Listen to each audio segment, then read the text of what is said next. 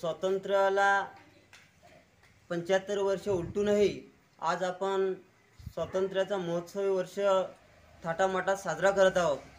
आणि अशा अमृत महोत्सवी साजऱ्यामध्ये गरिबांच्या दारापर्यंत, गरिबांच्या उंबरठ्यापर्यंत स्वातंत्र्याची किरणं अजूनही पोचलेली नाहीत। त्यांना रस्त्यावर ठाण मांडावं लागतं।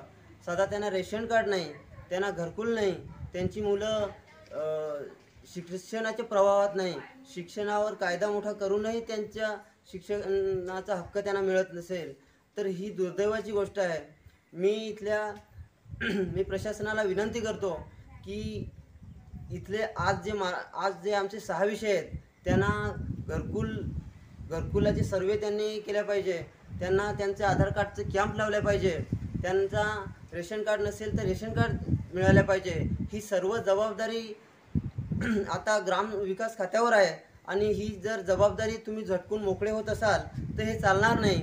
आता सरकारी अधिकारी म्हणून म्हणवणारे अधिकारी, आता तुम्ही लोकांचे सेवक आहात। इथं बसलेली जी ही जनता आहे हे तुमची मालक आहे। म्हणून जो वरी सुखाचा घस नसे सर्वांना, जो वरी अवघ्या उन्नत माना, तो वरी न मानू आपला स्वतंत्र देश, तो वरी राहू द्या अंगावरी रणवेश। आता आम्ही थांबणार नाही, आमची लढाई थांबणार नाही।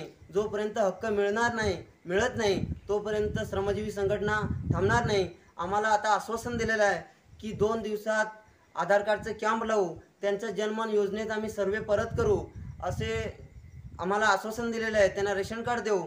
जर हे रेशन कार्ड हे 8 दिवसात दिले नाही तर श्रमजीवी संघटना तीव्र आंदोलन करेल असं मी आज इशारा देतो।